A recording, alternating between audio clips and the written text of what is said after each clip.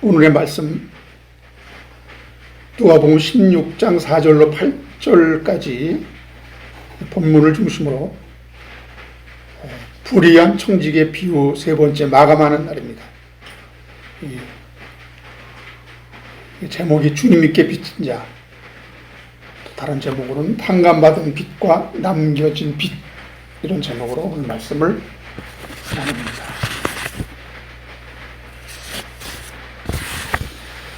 지난 시간을 통해서 한 불의한 청지기가 있어서 주인의 소유를 허비하다 드디어 그 소문이 주인의 귀에까지 들어가게 되었다.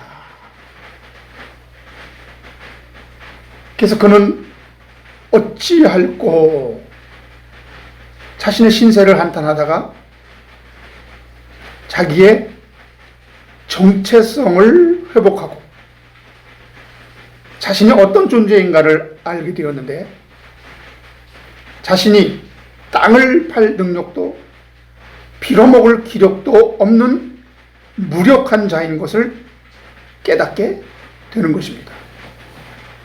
여러분, 이건 복음을 깨달았다는 것인데요, 복음을 깨닫게 되니 사명이 보이는 것입니다.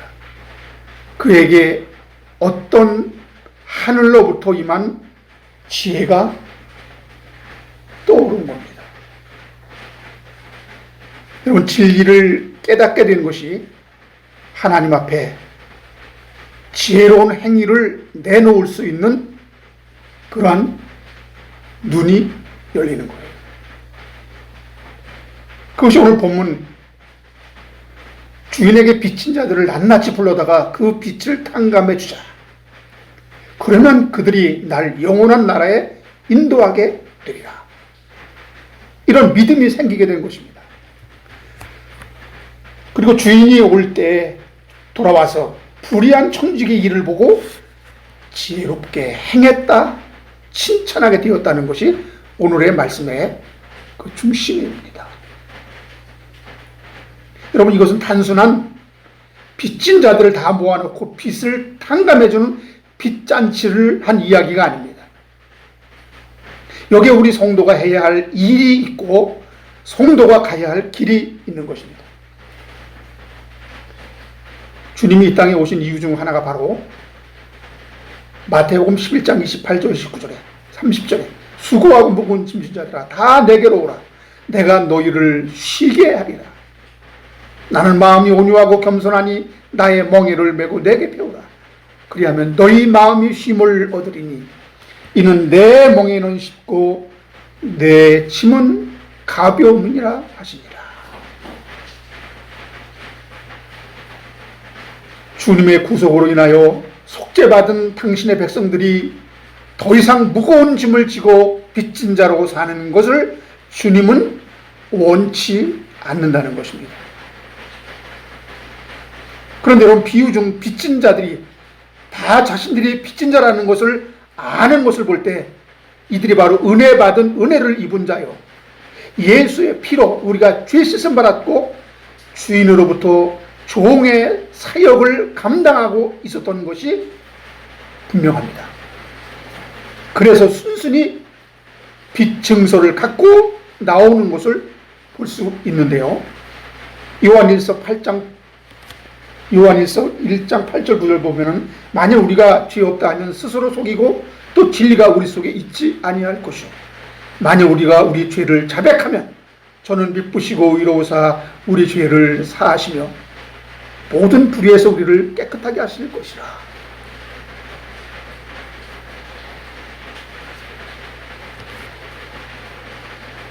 그럼에도 여러분, 이 빚은 우리가 속죄받은 원죄만을 가리키는 것이 아님을 알 수 있습니다. 왜냐하면 그 빚을 전부 다 탕감해 주는 것이 아니라 일부를 그대로 남겨놓았다는 것이에요. 중요한 것은 이들에게 또 무슨 갚아야 할 빚이 있다는 것입니까? 기왕 탕감할 수 있는 것이라면 다 탕감해 줄 것이지 왜 일부를 남겨놨냐 하는 거예요. 이제 이것이 무엇을 의미하는지 오늘 말씀을 나누는 가운데 깨닫게 하실 줄로 믿습니다. 성경은 빛에 대하여 이렇게 말합니다.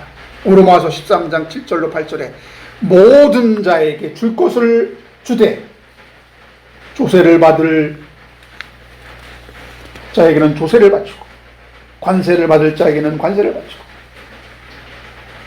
두려워할 자를 두려워하며 존경할 자를 존경하며 피차 사랑의 빛 외에는 아무에게든지 아무 빛도 지지 말라. 남을 사랑하는 자는 율법을 다 이루었느니라.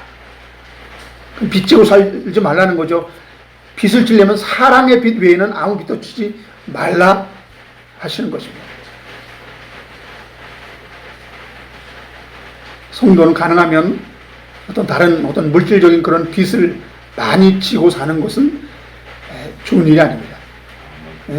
왜? 그 빚을 지면 빚진 자의 종이 되거든요. 근데 우리는 그 말씀에 순종하지 못하고 살아갈 수밖에 없습니다.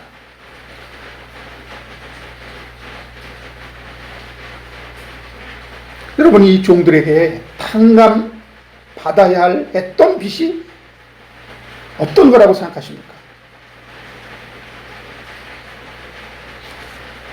우리는 하나님이 다 이루신 것을 믿지 못하는 관계로 하나님을 용서하지 않는 하나님으로 인식하게 하는 부담을 지고 살면서 빚지고 있는 것이 맞습니다.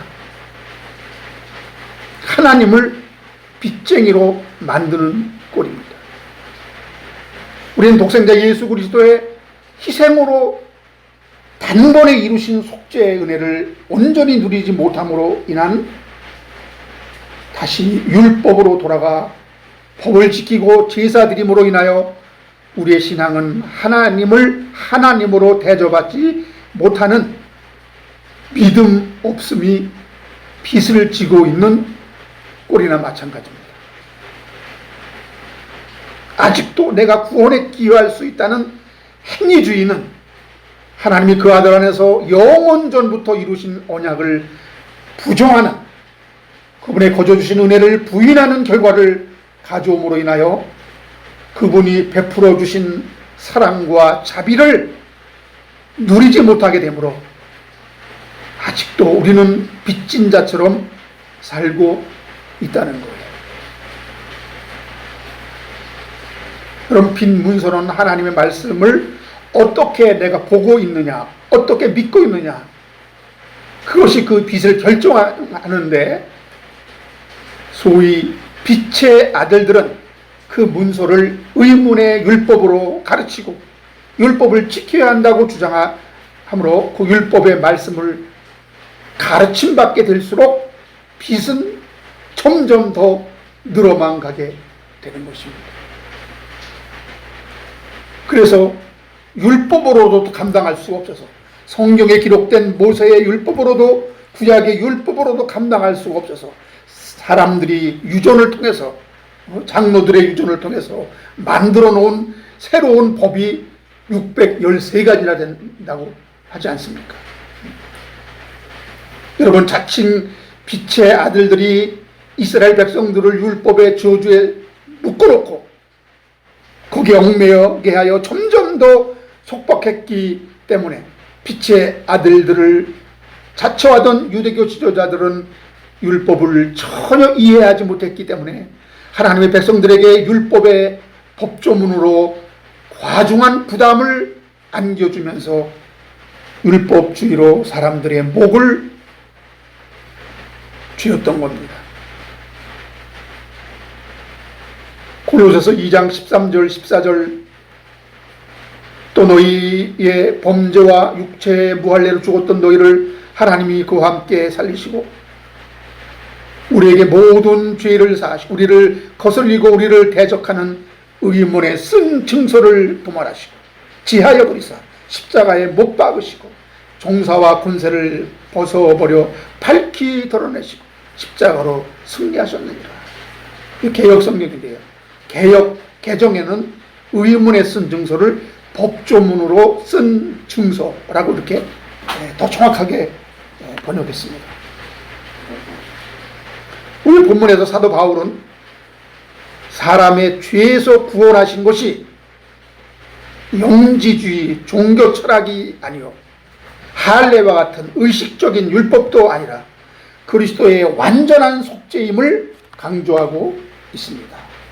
이를 구체적으로 설명하기 위하여 그리스도께서 베푸시는 할례와 의문에 쓴 증서를 실내로 지금 들고 있는 것입니다. 그럼 여러분, 십자가에 못 박으셨다는 그 의문에 쓴 증서는 무엇입니까? 여기 의문은 헬라어로 도그마인데요, 쉽게 말하면 종교적인 제도나 규정으로 우리가 지켜야 할 교리로 정해놓은 것, 유대인들이 스스로 만든 여러 가지 의식적인 법규를 가리킬 때 이 말이 쓰여지거든요. 교리적인 도그마, 딱 이렇게 이거 지켜야 된다라는 그런. 그런데 증서라는 말은 성경 전체에서 여기 한 군데 나옵니다. 이 특별한 용어인데요, 고대 문서의 연구를 통해서 근년에야 그 참뜻이 밝혀졌습니다. 이 증서가 헬라어로는 카이로그라폰인데 손으로 쓴 것을 뜻하고, 실제로 쓰일 때는 채무자가 자신의 채무를 인정하고 직접 날인한 비문서를 가리키는 전문 용어라고 합니다. 그러면 14절에 의문에 쓴 증서를 도말하시고, 참뜻은 흔히 여러분 아는 대로 모세의 율법을 폐하여 버리사 십자가에 못 박으셨다는 그 뜻이 아니고, 모든 여러분 개정역 성경에서 바로 번역했듯이 법적인 요구를 가지고 우리를 맞섰던 법적인 죄의 채무 증서를 끄집어내서 십자가에 못 박으시고 폐하셨다, 이것이 본뜻입니다. 예수께서 십자가의 희생으로 죄의 빚을 갚아 주셨기 때문에 이제 죄의 채무 증서가 폐기된 것입니다.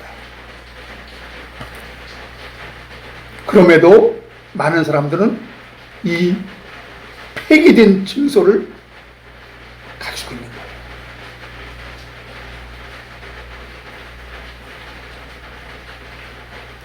그래서 골로새서 2장 8절에 보면 누가 철학과 헛된 속임수로 너희를 노력할까 주의하라. 이것이 사람의 유전과 세상의 초등학문을 조춤이요 그리스도를 조춤이 아니니라 하고 말했습니다.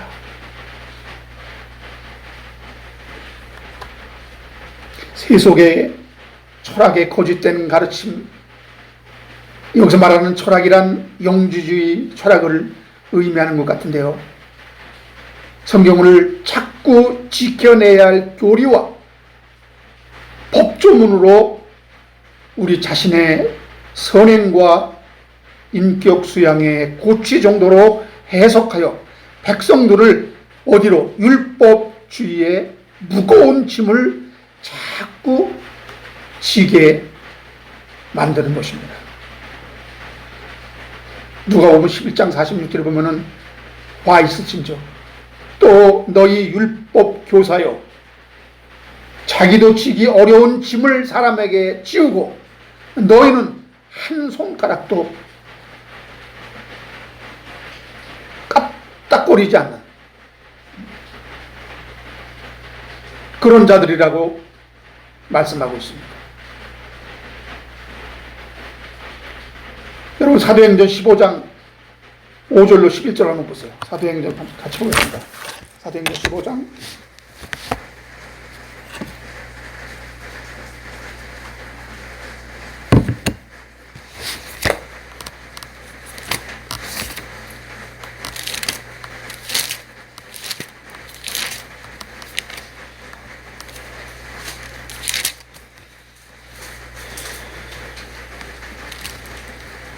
5절로 11절 보겠습니다. 함께 읽겠습니다.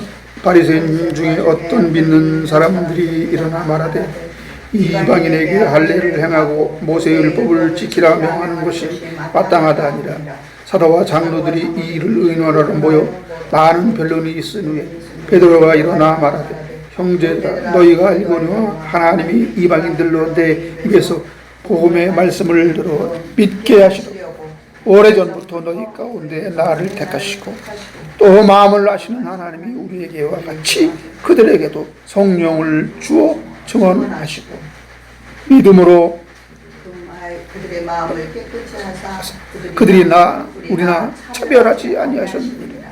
그런데 지금 너희가 어찌하여 하나님을 시험하여 우리 조상과 우리도 능히 매지 못하던 멍에를 제자들의 목에 두려느냐. 그러나 우리는 그들이 우리와 동일하 주 예수 은혜를 구원받는 줄을 믿노라 하니라. 아멘. 이 말씀을 볼 때 율법은 우리가 맬 수 없는 멍에라는 것을 다 알았다는 겁니다. 우리도 맬 수 없는 그 무거운 멍에를 왜 이방인들에게 치우려고 하느냐. 그럼에도 우리는 자꾸 종의 멍에를 메고 무엇을 지켜 구원에 이룰 수 있다는 믿는 어리석은 율법주의로 자칫 잘못하면 흘러버리게 됩니다. 갈라디아서 5장 1절에 보면 그리스도께서 우리로 자유케 하려고 자유를 주셨으니 그러므로 굳세게 서서 다시는 종의 멍에를 매지 말라 했습니다.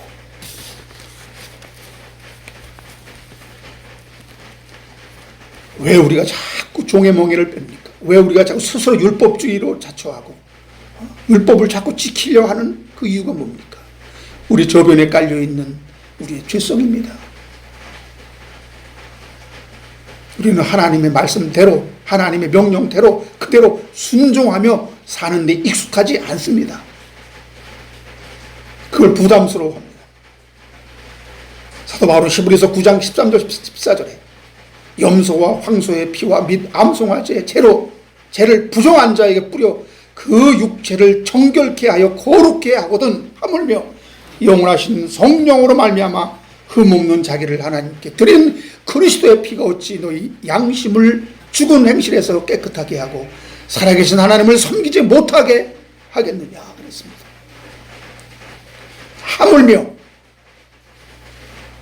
짐승의 피로 그 죄로 부정한 자에게 뿌려 그 육체를 정결케 하는 의식이 있어서 거룩하게 율법에 그렇게 되었고 너희들은 그것을 믿었는데 왜 하나님의 아들 예수 그리스도의 피가 우리를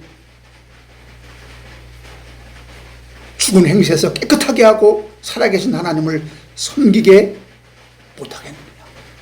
그거는 못 믿는 거예요.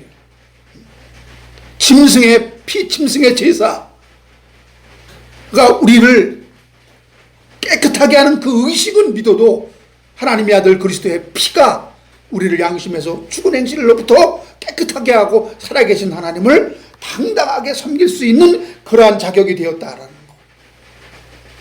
그것은 안 믿어지는 겁니다. 그래서 사도 바울은 히브리서 6장 1절 2절에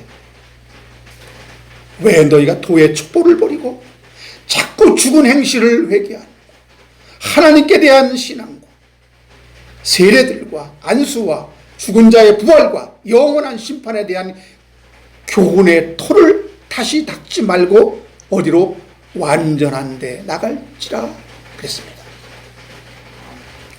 그때에도 그런 자들이 많이 있었어요. 열심히 앞으로 열심히 높은 곳으로 완전한 데로 나가야 되는데 가다 보면 걸린단 말이에요. 걸려. 뭐가 걸리느냐? 나의 죽은 행실. 여러분 여기서 말하는 성경이 말하는 회개는 메타노니아, 이 회개는 영탄번에 하나님이 하신 회개요. 하나님이 나를 통해서 회개케 하시며 이게 회심입니다. 회심.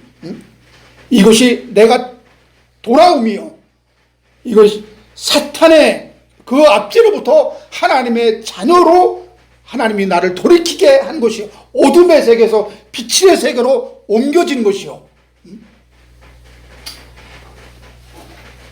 그래서 이것은 거듭남이요, 이것이 중생이요, 이것이 회심이요, 이것이 신앙이란 말이에요. 이 모든 것이 다 내가 한 것은 하나도 없습니다. 다 하나님이, 나도 모르는 사이에 하나님이 이루신 그것이에요. 근데 자칫 이 회개를 우리의 어떤 행실의 어떤 것을 자꾸 반성하고 뉘우치고 이렇게 하는 것이 회개로 착각한단 말이에요.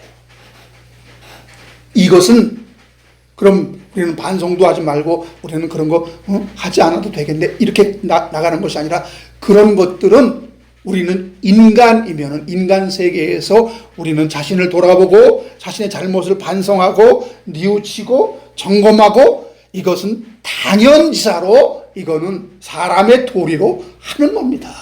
이거와 신앙과 같이 이걸 혼돈하면 안 된다는 것이죠.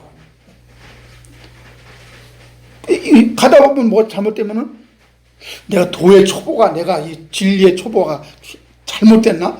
다시 돌아가야 되나? 이런 일이 자주 있었단 말이에요. 자주. 그래서 하나님께 대한 신앙, 이 하나님께 대한 신앙도 내가 믿은 것이 아니잖아요. 이것은 나도 모르는 사이인데 내가 하나님에 대해, 하나님 예수 그리스도가 믿어지는 거 아닙니까? 예. 자, 여러분 생각해 보세요. 우리가 운전을 배워서 우리가 3년 4년 동안 운전을 하는데 운전 실력이 늘지를 않아요. 늘지를 않아요. 안 늘지를 않는다고 해서 내가 뭔가 운전에 대한 지식이 없나? 그러면 내가 면허증 딸 때 공부했던 그 공부를 다시 하면은 내 운전 실력이 늘까? 아니란 말이에요. 계속 하면서 늘어나는 거예요. 실력이 쌓아지는 거예요. 그래서 이렇게 생각하는 것은 자꾸 우리는 진리와 말씀과 신앙을 자꾸 이걸로 생각하고 있다. 그건 공부로 되는 것이 아니잖아요. 하나님이 이미 이루신 그것을 나는 종으로, 나는 도구로 자꾸 어떻게 돼요? 내가 나타나지는 것이요, 그렇게 쓰임 받아지는 것이요, 그렇게 내가 사용되어지는 것이요, 그렇게 내가 그것이 바로 행함이라는 거예요. 그것이. 그렇게 될 때 점점 자신도 모르는 가운데 이렇게 자꾸 성숙으로 완전한 대로 나아가는 거란 말이에요. 온전한 대로 나가시기 바랍니다. 복음 말씀을 듣고 죄인이었던 내가 그리스도와 함께 십자가에 죽고 그리스도와 함께 다시 살아 그 안에서 영생을 누리고 있음을 여러분 날마다 확인하세요. 우리는 하나님의 원수입니다. 잘해도 우리는 꼴값이요, 못하면 자책이요, 후회요, 죄의식과 죄책감, 저주의식에 시달리게 됩니다. 여러분, 죄의 동네 머물면서 그 육체와 싸우지 말고 죄에 대해서는 죽었고 그리스도 안에서 하나님을 향하여 산 우리 자신을 새롭게 발견하고 여러분 시인하시기 바랍니다. 이게 로마서 6장 11절에 사도 바울의 고백이잖아요.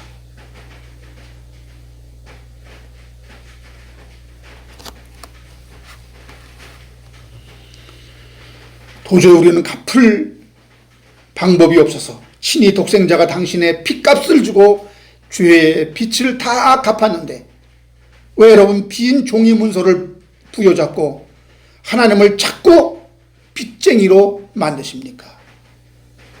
죄의 종처럼 살아가고 있습니까? 그 빚은 이미 처리된 가짜 문서입니다. 여러분, 저들이 순순히 그 빚 증서를 갖고 와서 탕감받은 것을 볼 때 우리는 거기서 힌트를 얻을 수 있습니다. 그것은 없었던 빚이다. 그것은 누구나 탕감해 줄 수 있는 그것은 기록에는 있지만은 그것은 없어도 다 갚아진 그러한 빚이었다라는 것을 우리가 새삼 알게 됩니다. 그러면 왜 우리가 빚진 자입니까? 남겨진 빚이 또 뭡니까? 탕감받아야 할 빚이 있는 반면에 여전히 남겨진 빚이 또 있거든요.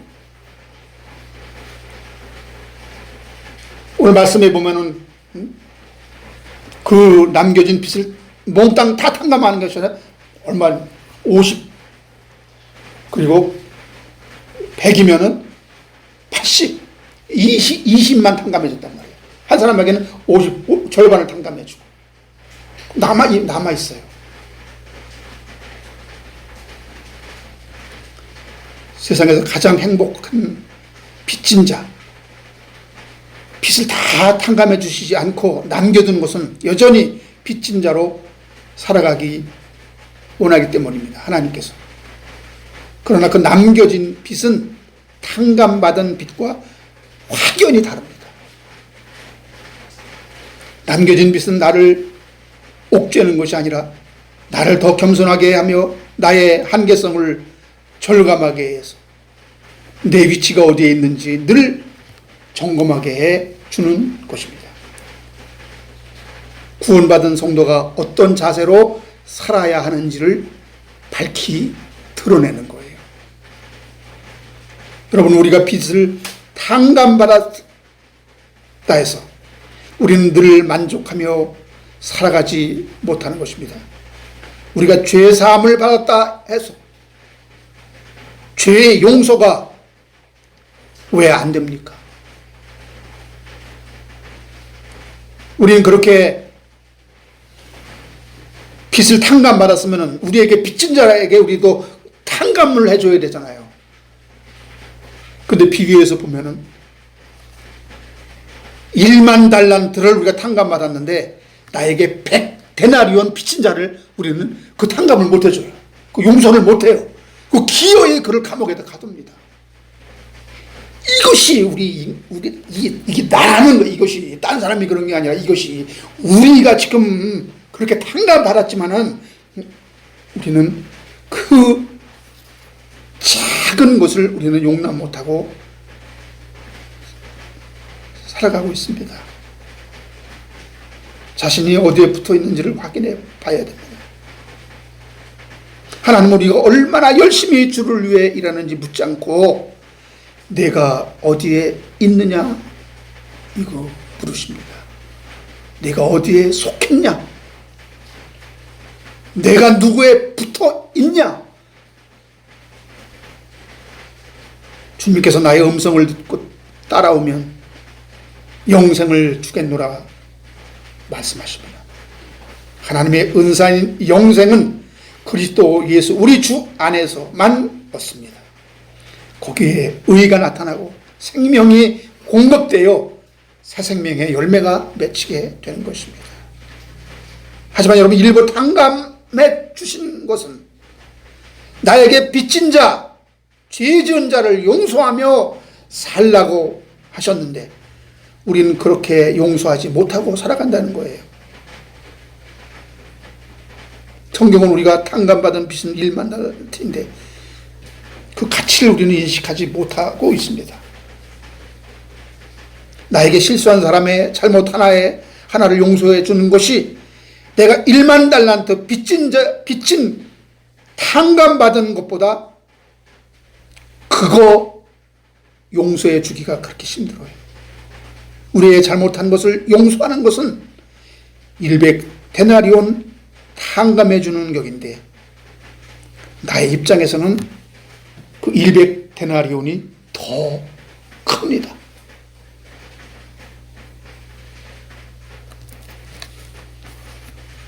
여러분, 내가 하나님께 지은 죄의 값은 돈으로 환산할 수 없으며 갚을래야 갚을 길이 없는 거잖아요. 그래서 우리가 탕감받은 것을 1만 달란트라고 비유하고 있는 겁니다.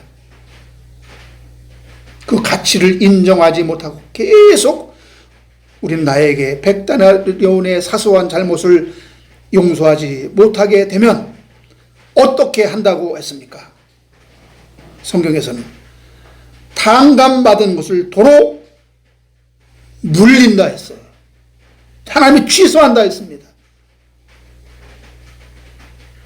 이것을 우리는 또 그래서 구원이 취소될 수 있구나, 이렇게 우리가 해석하면 곤란하죠. 이건 역설적으로 은혜에 입은 자는 그렇게 작은 일에 얽매이며 살지 않게 된다는 말씀입니다. 그래서 우리는 용서받은 죄인의 모습으로 살아야 한다는 것이에요. 그런 말이 있습니다. 용서받은 죄인. 우리는 용서받았지만 여전히 우리는 용서받은 죄인이다. 그래서 사도 바울이 로마서 1장 14절에서 헬라인이나 야만인이나 지혜 있는 자나 어리석은 자에게 다 내가 빚진 자라.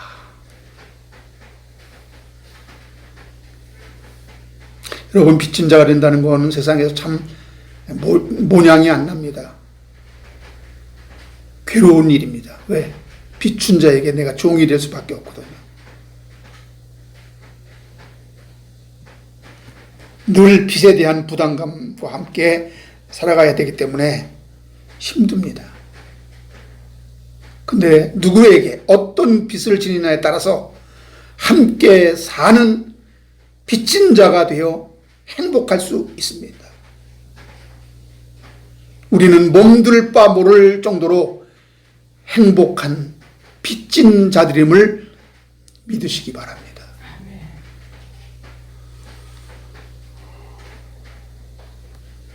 세상에서 줄 수 있는 일시적인 기쁨은 기쁨이 아닙니다.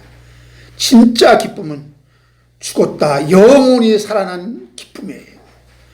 주님 안에 빚진 자들은 다 이걸 경험한 자들입니다. 성도는 역사 속에서 어둠을 경험하고 시간 안에서 결핍을 경험합니다. 그래서 복음을 아는 자는 빚이 있지만 기쁩니다. 그래서 다른 사람들에게 난 복음에 빚진 자입니다.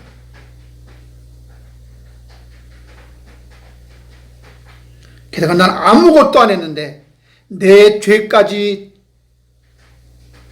다 사하시고 깨끗이 지워버릴 수가 있습니까? 이 하나님의 사랑을 우리는 무엇으로 설명할 수 있습니까?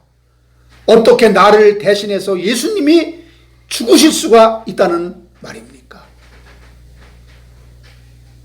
왜? 나를 살리기 위해서. 그 방법밖에 없었다는 거예요. 나를 하나님의 아들 삼으신 이유는 더욱더 놀라운 사건입니다. 죄를 용서해야 하는데, 여러분, 남의 집 자식이라면 용서가 안 되지만 내 자식이라면 어떤 죄라도 용서가 되는 것입니다. 그래서 그분은 우리를 그냥 무조건 자녀 삼으신 거예요. 자식으로 만드신 거예요. 그 아들을 희생시켜서까지 우리를 자녀 삼으시는 것이, 우리를 아들로 만드시는 것이, 그렇게 그분은 가치 있게 여기시는 것입니다. 그런데 우리는 하나님의 아들됨에, 하나님의 자녀됨에 그 큰 복을 우리는 누리지 못한다면 너무나 하나님은 서운해하실 것입니다.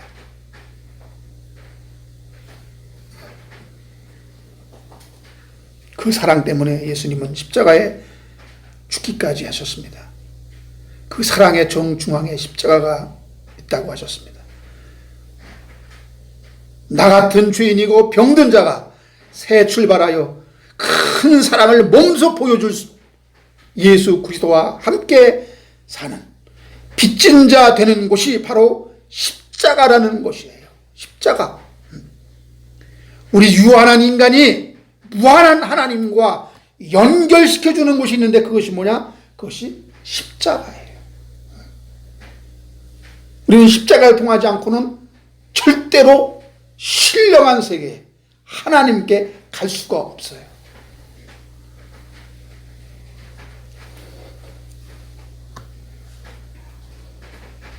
내 노력으로는 절대 도달할 수 있는 게 아니라는 겁니다. 하나님께서 죄인인 나에게 오셔서 은혜를 주신 게 여러분 의인 것입니다. 거룩하신 하나님을 믿을 때, 그분이 내 안에 계실 때 자동으로 거룩해지는 은혜가 바로 칭의이고 나는 의인됨이 되는 것입니다. 성경은 오직 의인은 믿음으로 말미암아 살다 그랬죠. 믿음으로 살리라는 말은 예수와 함께 사는, 우리는 빚진 자로 살아가라는 그런 말씀입니다. 죄인이지만 주님이 이미 다 탕감해 주셨음을 믿는 믿음으로 사는 자가 의인이라는 거예요. 그래서 이렇게 몸둘 바를 모를 정도로 행복한 빚진 자가 되면 자동으로 어떻게 됩니까? 전도하게 됩니다. 내가 탕감받은 빚진 자이기에 따라서 행복한 빚진 자 되라고 다른 사람에게도 자동적으로 전도하게 되는 것이죠.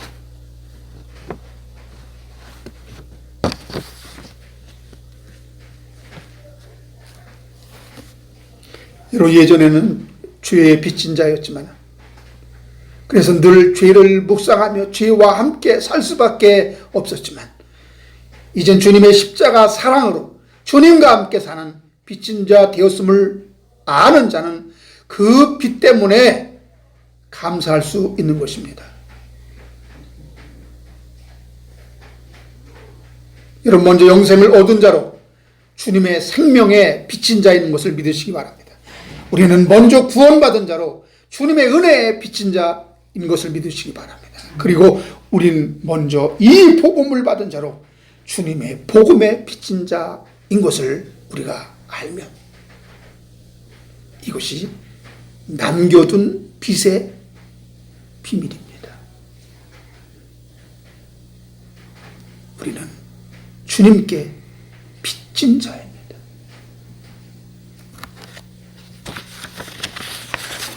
오늘의 말씀의 제목, 부재로 주님께 빚진 자. 그런 복음상고였죠. 죄악에 썩은 내 육신을 주님이 쓰시려 했네. 죽음의 덫에 걸려있는 몸 주님이 쓰시려 했네. 속죄하는 손 치유하시고 속죄하는 발 치유하셨네. 새 생명 얻은 이 몸 다 바쳐 주님께 영광 돌리리. 죄악에 썩은 내 육신을 주님이 쓰시려고 주님이 나의 손과 발을 고쳐주시고 새 생명을 얻게 하셨다는, 정말 이 말씀과 딱 맞는 복음성가입니다. 빚진 자는 늘 그 빚과 함께 살듯 주님과 함께 빚진 자, 세상에서 가장 행복한 빚진 자가 되었음을 고백하게 되는 것입니다. 여러분, 그 빚 갚으려고 이 땅에 왔는데 전 계속 주님께 빚지고 있네요. 이 땅에서 저처럼 이렇게 행복한 빚진 자가 누가 또 되게 할까요? 주여, 붙여주시면 이 복음을 전하겠습니다. 이런 고백이 자동적으로 이것이 나와야 되는 것이에요. 하나님이 내 빚을 다 갚아주시고, 내 빚을 다 갚아주시고, 탕감해주시고, 조금 남겨두신 것은 이제 너도 이제 빚진 자이기 때문에 다른 사람에게 그 빚을 탕감해주면서, 그 빚을 탕감해주면서 살아라. 그 복음의 빚을 졌기 때문에 그 복음을 전하면서 살아라. 라는 그런 의미인 것입니다. 빚을 전부 탕감해 주지 않은 두 번째 이유, 우리는 빚진 자로 빚진 자를 탕감, 용서하는 일을 하도록 하기 위해서 그런 것입니다. 여러분, 용서받은 죄, 죄인 중에 괴수, 누가 그랬습니까? 사도 바울이 그랬습니다. 내가 죄인 중에 괴수다. 이 빚진 자의 삶을 너무나 잘 안 거죠. 이 빚진 자의 삶, 탕감받은 경험이 있었기 때문에 용서할 수 있는 것입니다. 용서받은 경험을 갖고 용서하여 살라는 그런 의미에서, 근데 아직 빚이 남아 있다는 것은 그렇게 용서가 또 잘 안 된다는 거예요. 여러분, 주기도문에서 우리가 우리에게 죄 지은 자를 사하여 준 것 같이 우리 죄를 사하여 주옵소서 그랬죠. 우리의 죄를 용서하소서 하는 기도는 바로 이런 기도인데요. 하나님 앞에서 죄를 진정으로 용서해 달라고 하는 사람은 그 마음 자체가 하나님께로부터 온 마음입니다. 하나님께로서 나의 마음속을 비추어 주시지 않으면 내가 죄인인 줄 깨닫지 못합니다. 빛으로부터 멀리 있는 사람일수록 자신은 죄가 없다고 생각하는 것입니다. 죄를 깨닫지 못하는 것은 뭐예요? 심판입니다. 바울이 나는 죄인 중에 괴수라고 말하는 것은 자신이 하나님의 은혜 속에 깊이 들어갔더니 자신이 얼마나 죄가 많은 존재인 것을 깨닫게 된 것입니다. 탕감을 받았지만 남겨진 빚이 또 있음을 그는 안 것이에요. 그런데 여러분, 우리가 우리에게 죄 지은 자를 용서해 준 것 같이 해서 자칫하면 우리가 하나님께 죄를 용서받기 위해서 누군가를 용서해 줘야 하는 것처럼 생각할 수 있습니다. 그러나 자기의 죄가 얼마나 심각한지를 아는 사람은 다른 사람의 죄를 용서할 수 있다는 그런 의미예요. 즉, 하나님의 은혜가 내 속에 들어와 남을 용서해 줄 수 있는 능력이 주어지는 것입니다. 내가 먼저 다른 사람의 잘못을 용서해야 하나님이 내 죄를 용서해 준다는 그런 의미가 아니라는 거예요. 하나님의 빛이 내 속에 임하여 내 죄가 얼마나 심각한 것인가 이것을 깨닫게 될 때 나도 다른 사람의 죄를 용서하고 사랑으로 용납해 줄 수 있는 그런 능력이 생긴다는 것입니다. 할렐루야. 그래서 마태복음 6장 12절의 이 주기도문의 이 말씀은 여러분 이렇게 받아들여야 됩니다. 주님이 우리 죄를 사하여 주신 같이 우리가 우리에게 죄 지은 자를 사하여 줄 수 있나이다. 하나님으로부터 내가 죄사함 받은 탕감받은 경험이 없는 사람은 절대 용서할 수 없어요. 신앙 안에서 다른 사람의 잘못을 용서할 수 없습니다. 인간적인 마음으로 박애주의적인 것으로는 할 수 있지만 정말 성경이 이 용서하라는 그 용서의 말씀을 지킬 수가 없습니다.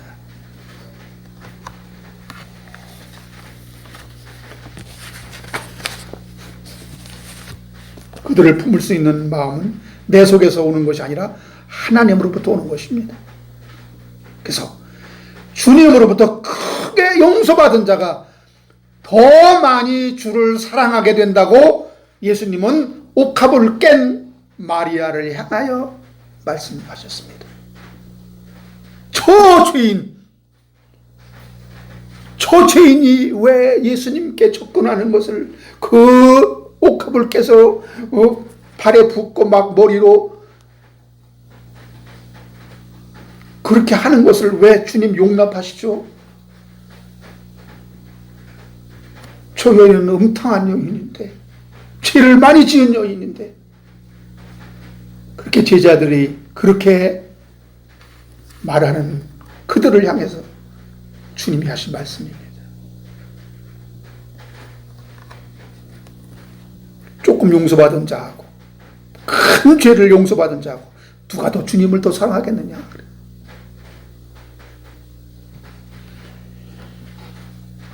그런 끝으로 여러분 오늘 말씀 8절에 보면은 이 세대의 아들들이 자기 시대에 있어서는 빛의 아들들보다 더 뭐하다? 지혜로움이라 그랬어요.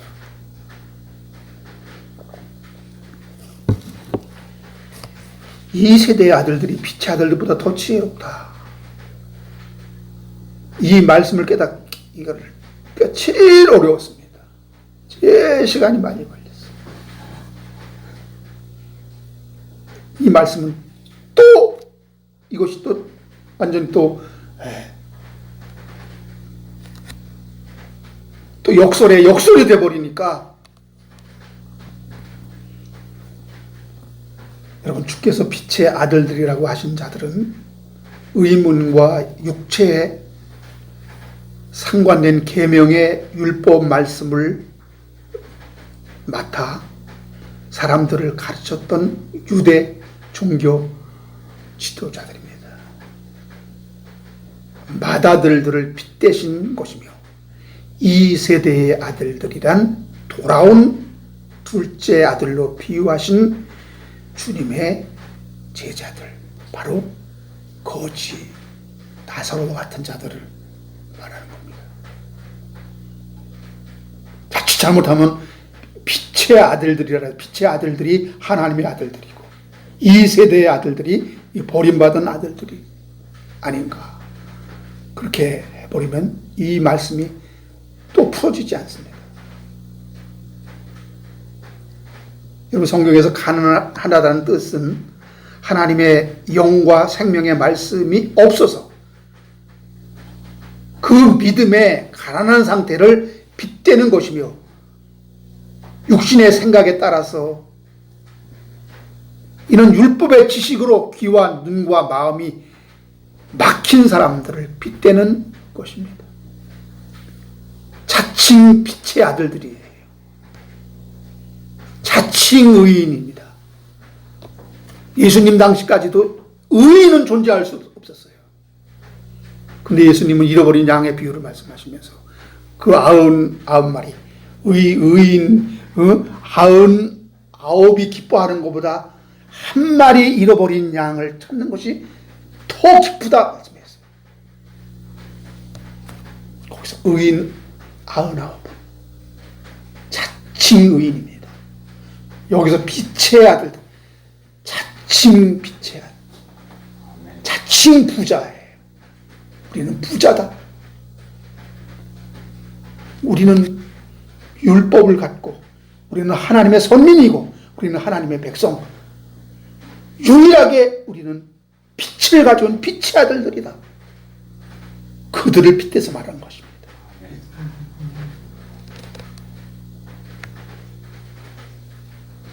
누가복음 16장 14절에 보면은 바리새인들은 돈을 좋아하는 자들이라.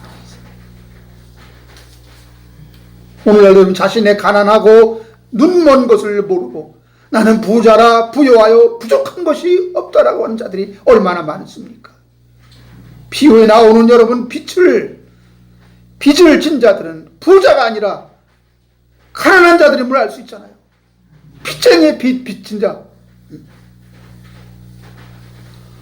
19절에 보면 한 부자가 있어 자색욕과 고운 벼슬 입고 날마다 호화로이 연락한다, 즐거워한다 그랬습니다.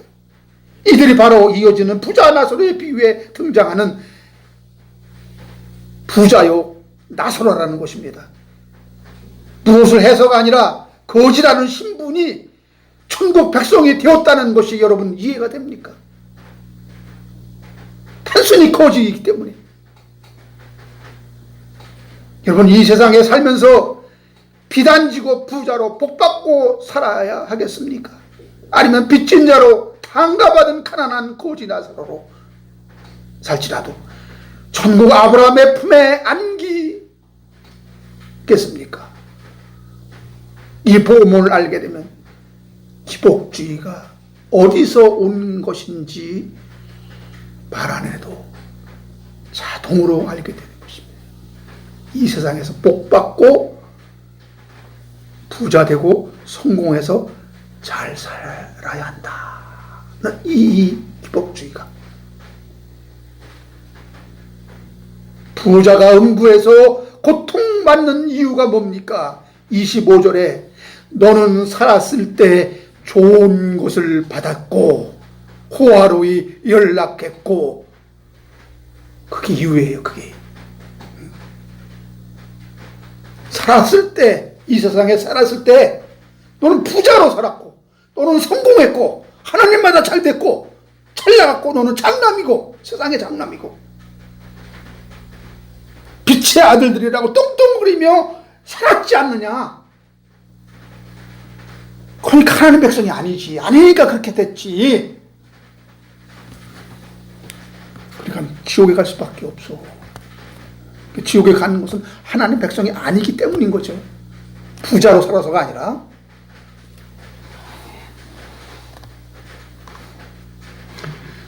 그들은 문자대로 이해하고, 성경을 문자대로 이해하고, 성경 지식의 눈이 진짜 성경 지식의 눈이 가려지고 마음이 덮여져서 캄캄한 흑암에 버려짐을 당했지만, 자신들은 밝히 본다고 헛된 자랑만 하고 동료끼리 모여서 날마다 호화로이 연락하고 즐기고 있으니 한심하지 않습니까? 하나님의 말씀은 의문대로 풀면 죄의 빚이 점점 더 가중되고 결국에는 빚에서 벗어날 수 없고 목을 조이는 비톡족 받다가 체주에게 잡혀가서 형벌을 받게 되는 것입니다. 이것을 마태복음 5장 26절에 내게 이르노니 내가 홀이라도 남김없이 다 갚기 전에는 거기서 나오지 못하리라. 성경을 내가 지켜야 할 율법의 법조문으로 해석하면 자꾸 지켜야 될 것이 늘어나는 거야. 자꾸 빛이 서여서. 그거 하나라도 어기면은 지옥 가는 거예요. 홀이라도 남김없이 다 갚기 전에는 네가 못 나온다 그랬어. 율법주의자, 성경을 다 지킨다고 하는, 문자가 대로 성경을 다 지키고 율법을 다 지켜야 된다고 하는 그 유대 종교 지도자들, 그들에게 하도 답답해서 주님이 산상수훈에서 진짜 복음을 증거하면서 한 얘기입니다. 너희들이 그렇게 그걸 원하냐? 그러면 홀이라도 남김없이 다 갚아.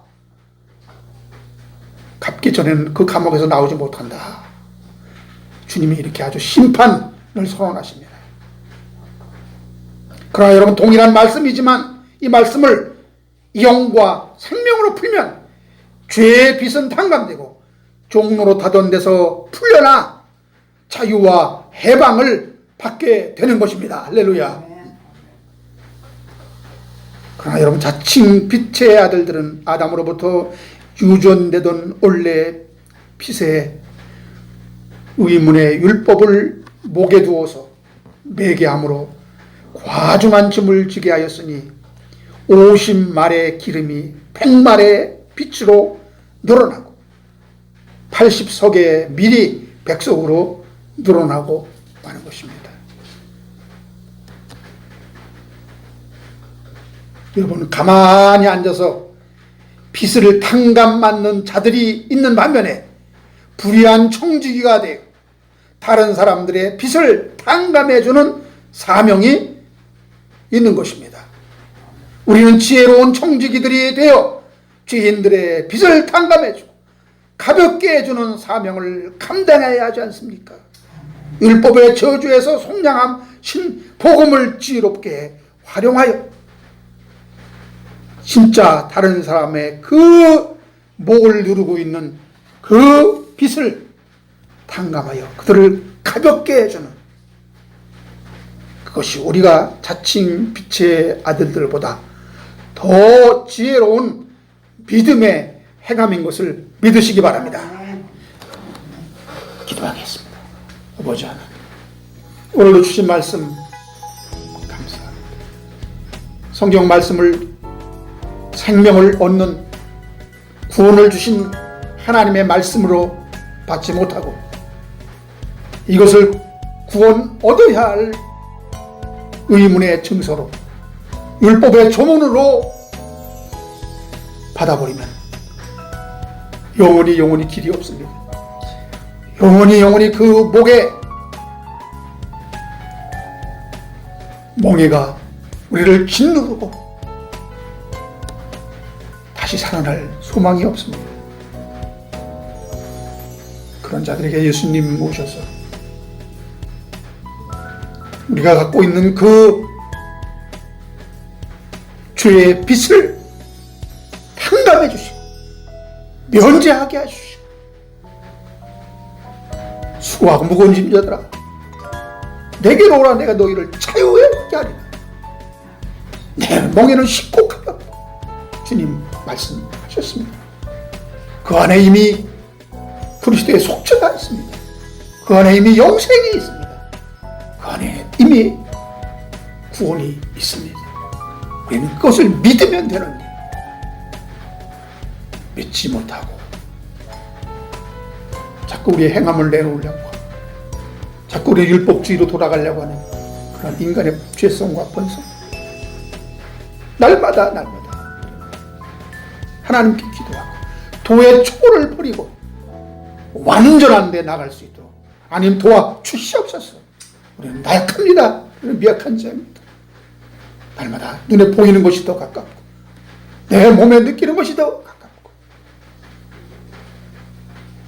그럴 때마다 우리는 어리석은 자칭 빛의 아들들이 아니다. 이 세대에서는 장남이 되지 않을지라도 차남으로 버림받은 그런 자녀처럼 보일지라도 그들이 더 지혜롭게 행하는 하나님의 진리의 말씀을 갖고 있다고 하는 사실을 우리가 알 때 주여 우리는 이 세상에서 잘 먹고 잘 살고 모든 것이 잘 되고 모든 것이 형통한 그런 기복주의가 얼마나 위험하다는 사실을 깨닫고 주여 우리에게 어떤 고난이 온다 할지라도 우리는 바로 나사로와 고지 같은 그러한 자이오니 주여 불쌍히 여겨 주시옵소서.